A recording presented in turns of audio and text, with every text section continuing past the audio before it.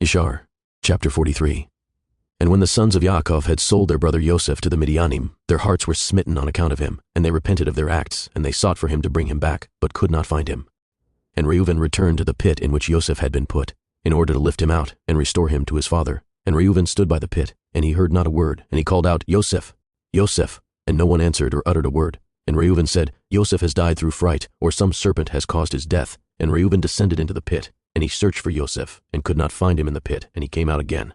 And Reuben tore his garments, and he said, The child is not there, and how shall I reconcile my father about him if he be dead?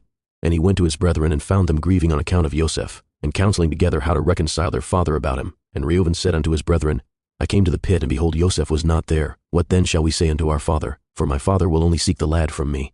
And his brethren answered him, saying, Thus and thus we did, and our hearts afterwards smote us on account of this act. And we now sit to seek a pretext how we shall reconcile our father to it. And Reuben said unto them, What is this you have done to bring down the gray hairs of our father in sorrow to Sheol? The thing is not good that you have done. And Reuben sat with them, and they all rose up and swore to each other not to tell this thing unto Yaakov. And they all said, The man who will tell this to our father or his household, or who will report this to any of the children of the land, we will all rise up against him and slay him with the sword. And the sons of Yaakov feared each other in this matter, from the youngest to the oldest, and no one spoke a word, and they concealed the thing in their hearts. And they afterward sat down to determine and invent something to say unto their father Yaakov concerning all these things. And Yashar said unto them, Here is some advice for you, if it seems good in your eyes to do this thing. Take the coat which belongs to Yosef and tear it, and kill a kid of the goats and dip it in its blood, and send it to our father, and when he sees it, he will say, An evil beast has devoured him. Therefore tear ye his coat, and behold, his blood will be upon his coat, and by your doing this we shall be free of our father's murmurings. And Yishakar's advice pleased them, and they hearkened unto him, and they did according to the word of Yashar which he had counseled them. And they hastened and took Yosef's coat and tore it, and they killed a kid of the goats and dipped the coat in the blood of the kid, and then trampled it in the dust. And they sent the coat to their father Yaakov by the hand of Naphtali. And they commanded him to say these words, We had gathered in the cattle, and had come as far as the road to Shechem and farther, when we found this coat upon the road in the wilderness, dipped in blood and in dust. Now therefore know whether it be your son's coat or not. And Naphtali went, and he came unto his father, and he gave him the coat, and he spoke unto him all the words which his brethren had commanded him.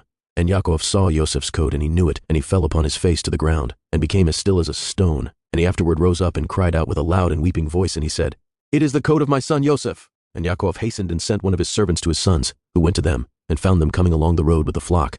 And the sons of Yaakov came to their father about evening, and behold, their garments were torn, and dust was upon their heads. And they found their father crying out and weeping with a loud voice. And Yaakov said unto his sons, Tell me truly, what evil have you this day suddenly brought upon me?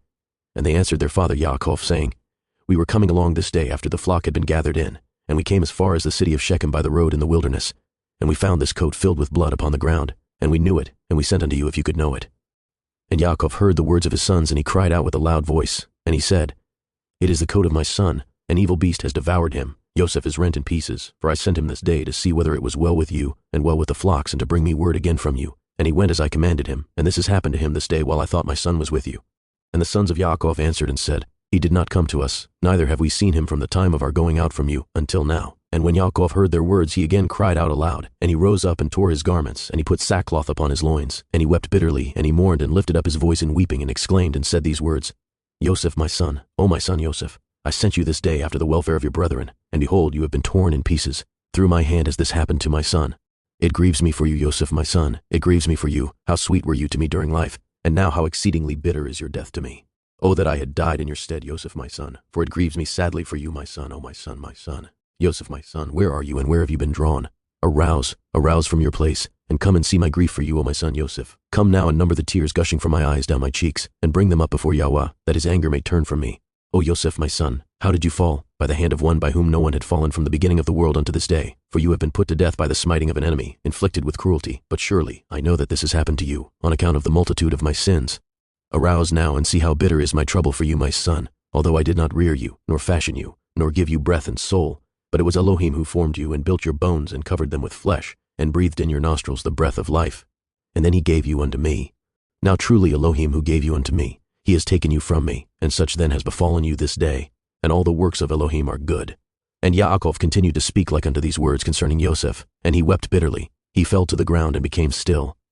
And all the sons of Yaakov, seeing their father's trouble, they repented of what they had done, and they also wept bitterly. And Yehudah rose up and lifted his father's head from the ground, and placed it upon his lap. And he wiped his father's tears from his cheeks. And Yehuda wept an exceeding great weeping while his father's head was reclining upon his lap, still as a stone. And the sons of Yaakov saw their father's trouble, and they lifted up their voices and continued to weep, and Yaakov was yet lying upon the ground still as a stone.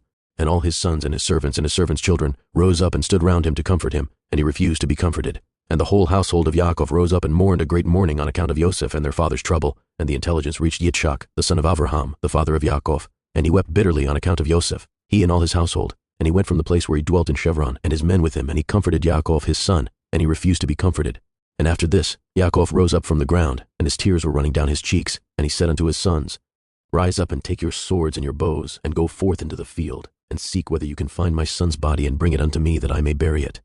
Seek also, I pray you, among the beasts, and hunt them, and that which shall come the first before you seize and bring it unto me. Perhaps Yahweh will this day pity my affliction, and prepare before you that which did tear my son in pieces, and bring it unto me, and I will avenge the cause of my son.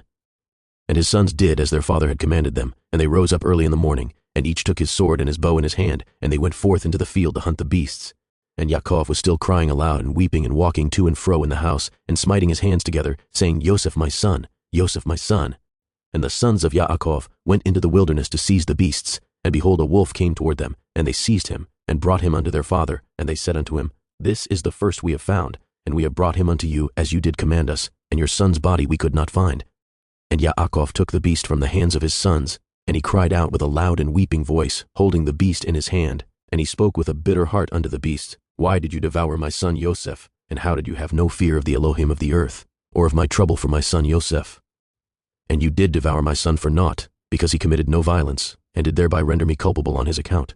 Therefore Elohim will require him that is persecuted. And Yahweh opened the mouth of the beast in order to comfort Yaakov with its words, and it answered Yaakov and spoke these words unto him, As Elohim lives who created us in the earth, and as your soul lives, my Adoni, I did not see your son, neither did I tear him to pieces, but from a distant land I also came to seek my son who went from me this day, and I know not whether he be living or dead. And I came this day into the field to seek my son, and your sons found me, and seized me, and increased my grief, and have this day brought me before you, and I have now spoken all my words to you.